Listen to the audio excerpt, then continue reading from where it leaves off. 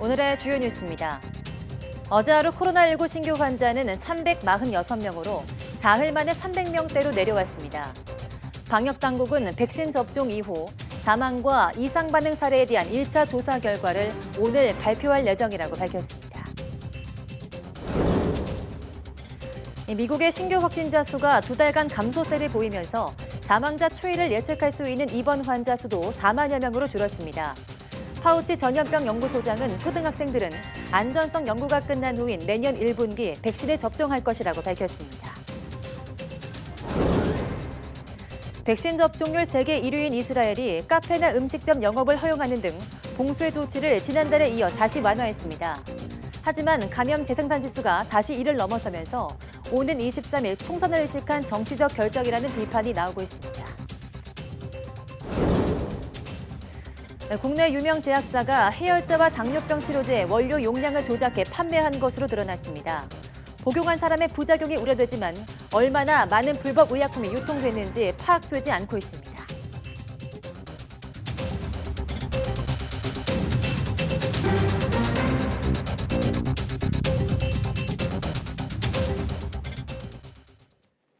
여러분 안녕하십니까? 3월 8일 사이언스 투데이입니다. 코로나19 신규 환자가 사흘 만에 다시 300명대가 됐습니다. 주말 검사 건수가 줄어든 영향으로 아직 감소세로 돌아섰다고 판단하긴 이른 상황입니다. 중앙방역대책본부는 오늘 0시 기준 국내 환자가 346명 늘어 누적 92,817명이 됐다고 밝혔습니다. 지역 발생은 335명으로 수도권 중심 확산이 계속됐습니다.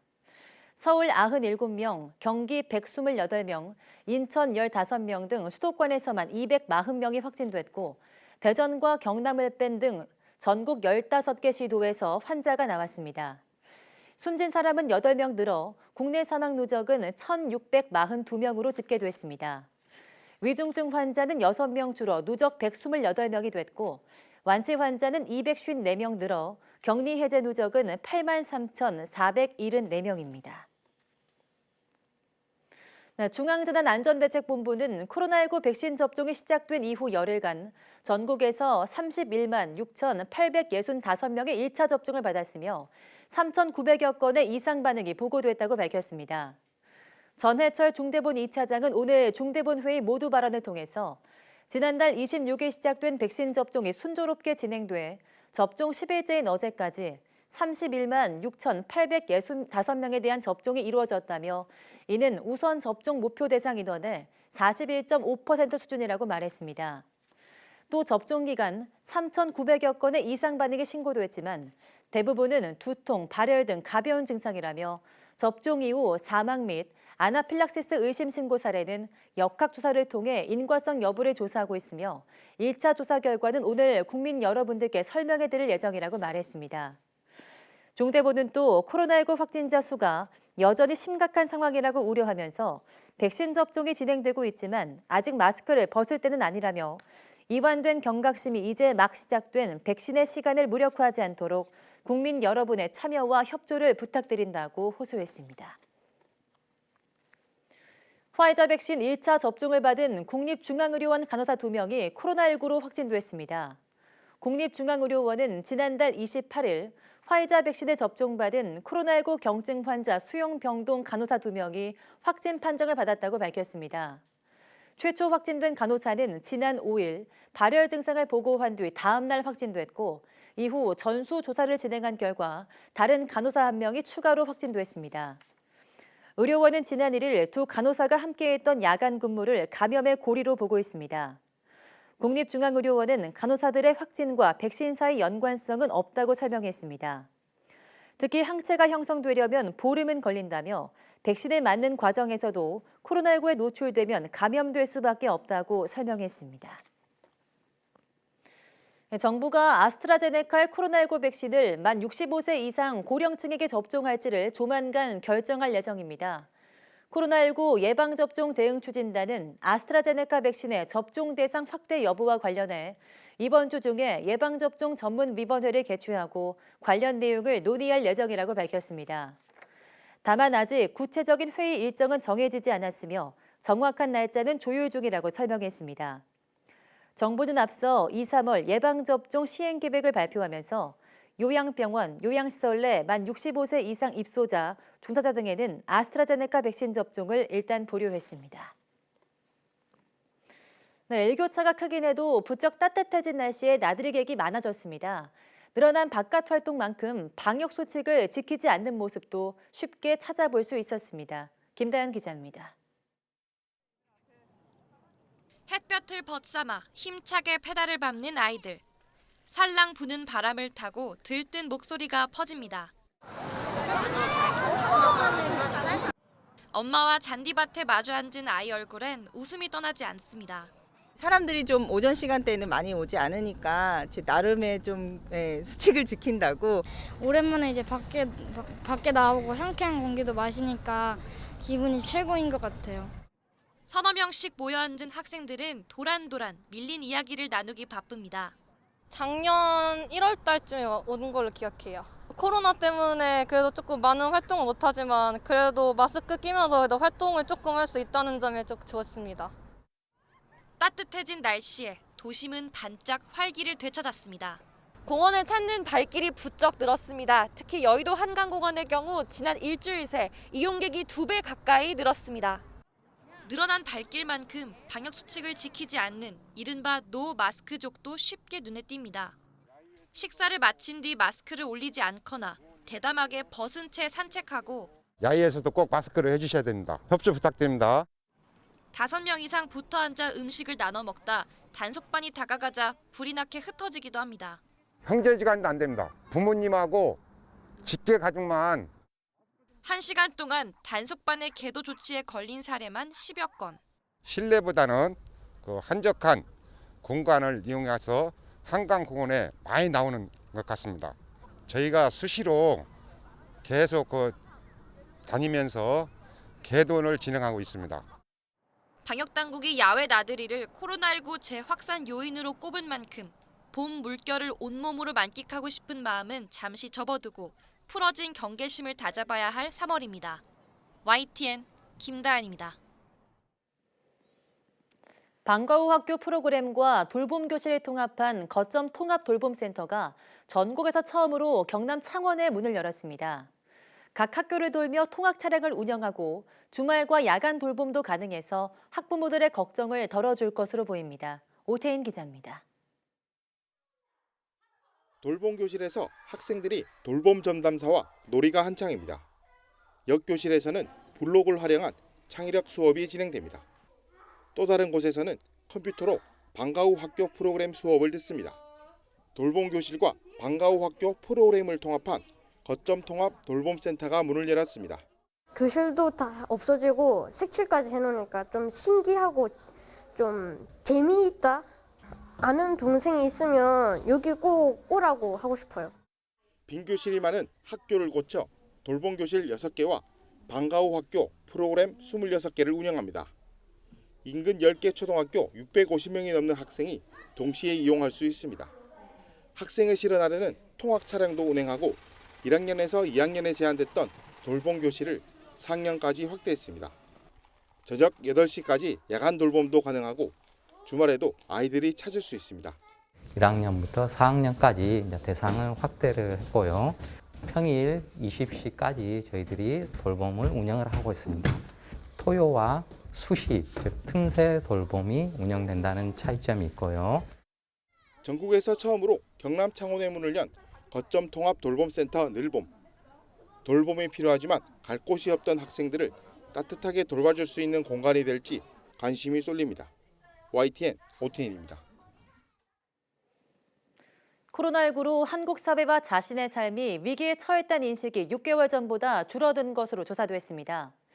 서울대학교 보건대학원 유명순 교수팀이 지난해 8월 말과 올해 2월 중순에 18세 이상 전국 성인 1000여 명을 대상으로 6개월간 코로나19에 관한 인식 변화를 알아본 결과 이같이 파악됐습니다. 한국 사회를 위기 방향으로 보는 입장은 전체 66%로 2차 유행 시점이었던 지난해 8월 84%보다 감소했습니다. 동일한 질문을 개인의 삶에 적용한 경우엔 82%에서 71%로 감소했습니다. 코로나19 감염의 통제 가능성에 대한 인식은 44%에서 49%로 소폭 상승했으며 54%는 올해 안에 코로나19 종식 가능성이 없다고 답했습니다. 이번 조사는 K-스텔 리서치가 온라인 설문 방식으로 했으며 표본 오차는 95% 신뢰 수준에서 플러스 마이너스 2.98%포인트입니다. 유명 제약회사가 해열제와 우울증, 당뇨 치료제 원료 용량을 조작해서 판매한 것으로 드러났습니다. 복용 환자의 부작용이 우려되지만 얼마나 많은 불법 의약품이 유통됐는지 파악조차 안 되고 있습니다. 그런데 이 업체는 러시아가 개발한 코로나19 백신의 위탁 생산 업체이기도 합니다. 김우준 기자가 단독 보도합니다. 연매출 1,000억 원의 제약회사 A사, 위탁 생산을 포함해 의약품 70여 종류를 만들어 파는 곳입니다. 인천 송도에 위치한 생산설비시설 공장입니다. 최근에는 코로나19 백신 치료제 위탁 생산 기업으로도 선정됐습니다. 해열제와 우울증, 당뇨 치료제가 주요 제품입니다. 그런데 YTN 취재 결과 상당수 의약품이 불법 제조된 것으로 확인됐습니다. 원료 용량을 제멋대로 바꾼 겁니다. 제가 예상하기로는 거의 30% 이상 된다고 봐야죠. 하루에 일일 생산량이 5제품을 한다 치면 2제품 이상은 벨지가 붙어서 오는 거죠. YTN이 입수한 공장 직원 배포용 당뇨 치료제 제조 방법입니다. 식약처에서 허가받은 정상 제조 방법 옆에 별지 제조 방법이 따로 있습니다. 인슐린 분비를 돕는 글리메피리드의 정량이 정상 제조 방법에선 1000g이지만 별지 제조 방법에선 10분의 1 수준인 100g에 불과합니다. 해열제와 관절염 치료제의 제조 방법도 마찬가지입니다. 의약품 혼합 방식이 애초 허가 내용과 다릅니다. 우울증 약의 경우 핵심인 주성분을 더 넣으라고 지시합니다. 심지어 허가받지 않은 원료도 추가 투입이 명시됐습니다. 제조 방법이나 포장 방법 또 들어가는 성분에 조그만 차이가 있어도 약이 독이 될 수가 있습니다. 이 때문에 약사법에서는 엄격히 규제를 하고 있어요. A사에서 의약품을 납품받은 업체들은 감독 책임이 있지만 전혀 모르는 내용이라고 선을 그었습니다. 저희 쪽에서 의뢰를 해서 특별한 문제는 없었던 것 같다. 의약품은 고도의 정밀성을 요구해 조금의 오차도 허용하지 않습니다.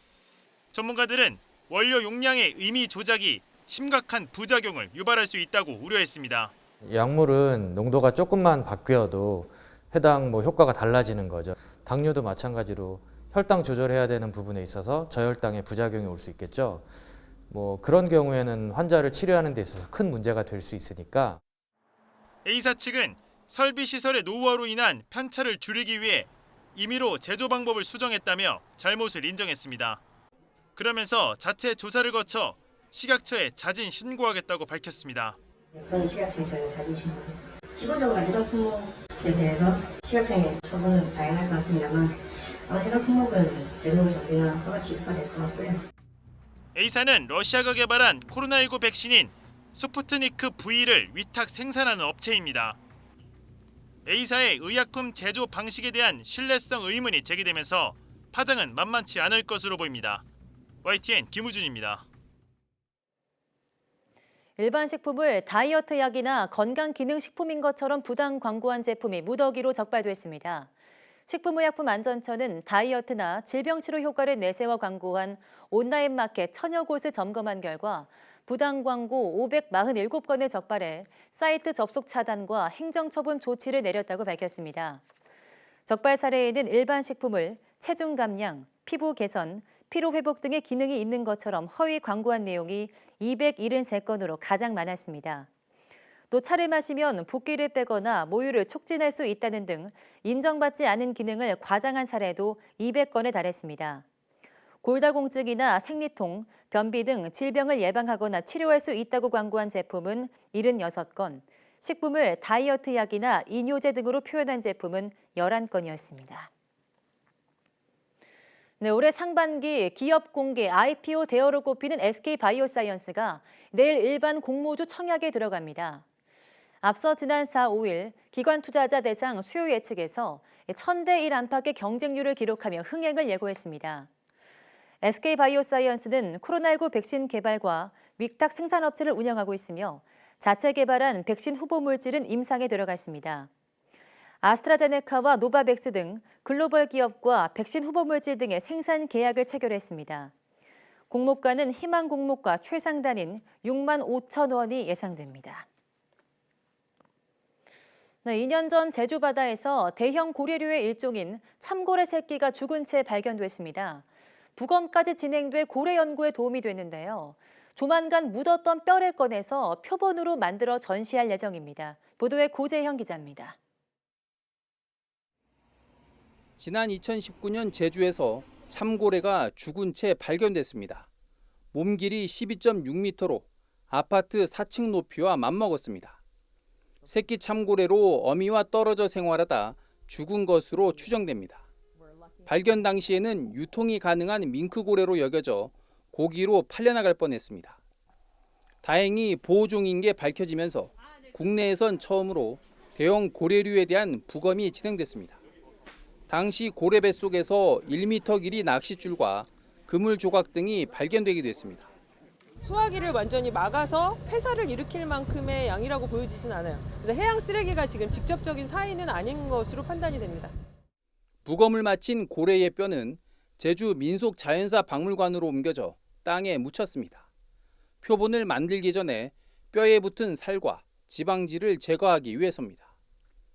박물관 측은 매장한 지 1년이 조금 지난 이번 달에 뼈를 파내 표본 제작 업체에 제작을 의뢰하기로 했습니다. 제가 선정돼서 계약을 하면 이 뼈가 그 업체에서 운반이 되고 거기서 이제 여러 번의 표백과 지방질 제거 과정을 거친 후 조립을 해서 이제 저희 박물관에 이제 전시를 하게 됩니다. 제작에는 16개월에서 최대 18개월이 걸릴 것으로 전망됩니다. 내년 가을이면 참고래는 표본으로 다시 태어나 관람객에게 선보일 예정입니다. 제주에 전시될 참고래 표본은 우리나라에서 3번째입니다. 박물관 측은 이 표본 전시를 통해 관람객들에게 해양생물 보호 필요성을 알릴 계획입니다. YTN 고재영입니다.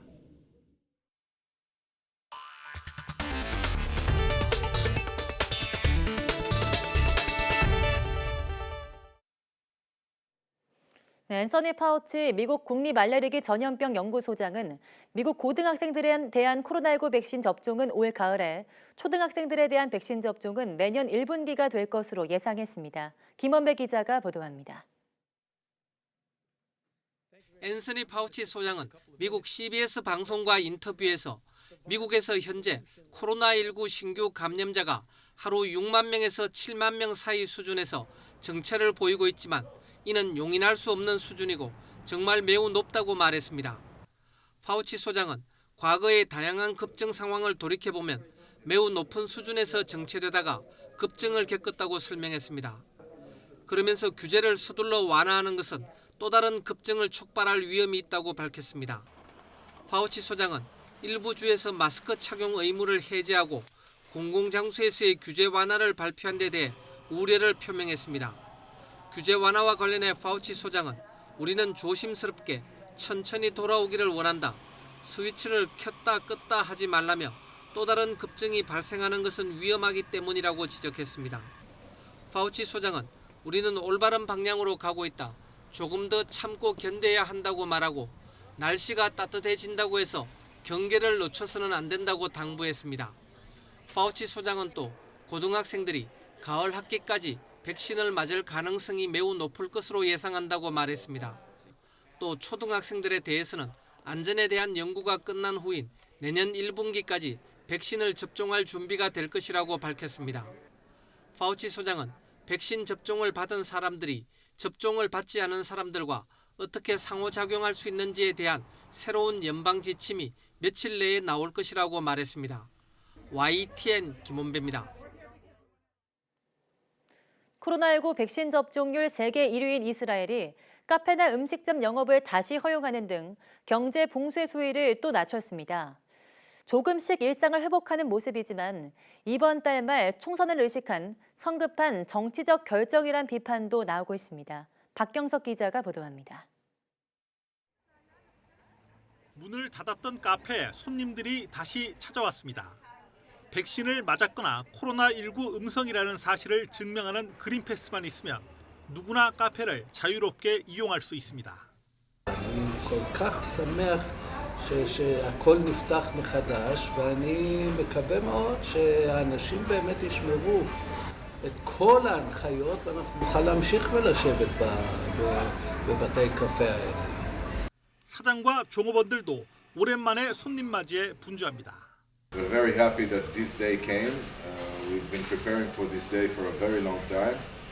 You see, we opened all the tables and the chairs, and we're waiting for customers. 이스라엘 정부가 경제 봉쇄 조치를 완화한 것은 지난달 7일 이후 이번이 세 번째입니다. 제한적이지만 학생들의 등교가 재개되고 뉴욕과 런던 등의 하늘길도 다시 열립니다. We still have to watch ourselves. We have to wear masks, keep the distances that people require, but social distance. But we're coming out of it. 하지만 우려의 목소리는 여전합니다. 빠르게 감소하던 하루 신규 확진자 수가 최근 3,000명대에서 더 줄지 않고 있고 감염 재생산 지수도 다시 1을 넘어섰기 때문입니다. 국민의 절반 이상이 백신을 맞았지만 재확산 가능성도 배제할 수 없는 상황입니다. 이 때문에 오는 23일 총선을 앞두고 정부가 정치적 계산에 따라 봉쇄를 풀었다는 비판이 공개적으로 나오고 있습니다. YTN 박경석입니다.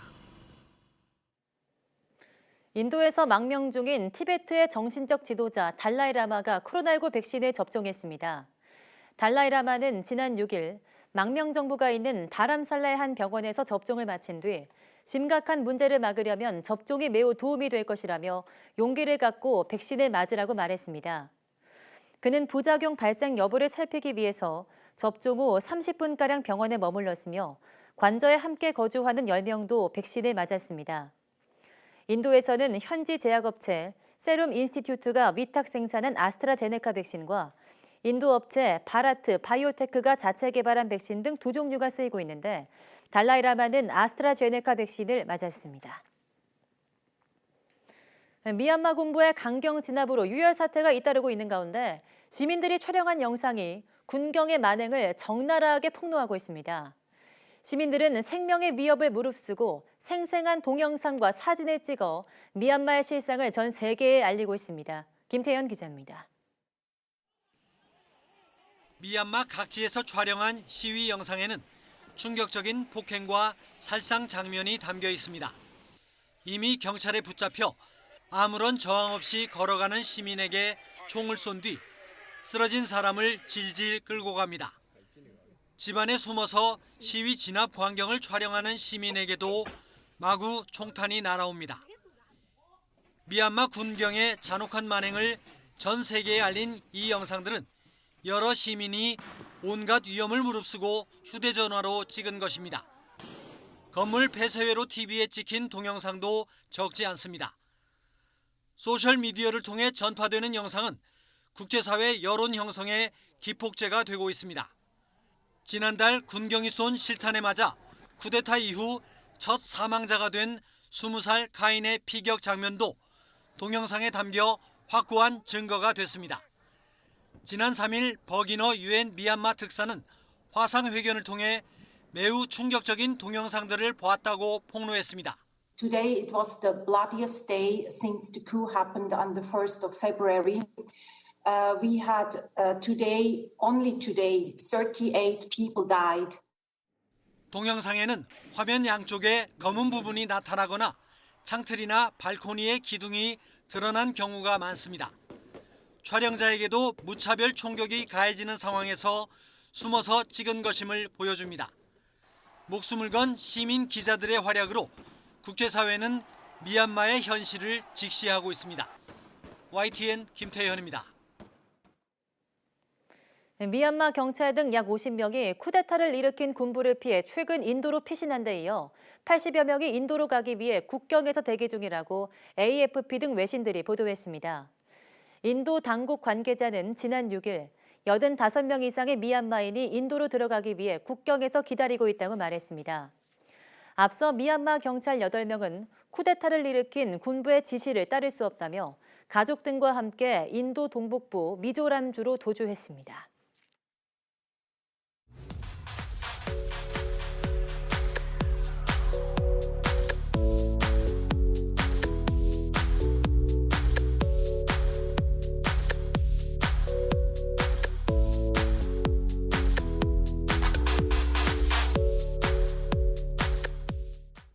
네, 오늘부터 YTN 사이언스가 과학뉴스 1시간 생방송 시대를 엽니다. 앞으로 더 깊이 있고 다채로운 콘텐츠를 선보일 사이언스 투데이, 오후도 많은 시청 바랍니다. 함께해 주신 여러분 고맙습니다.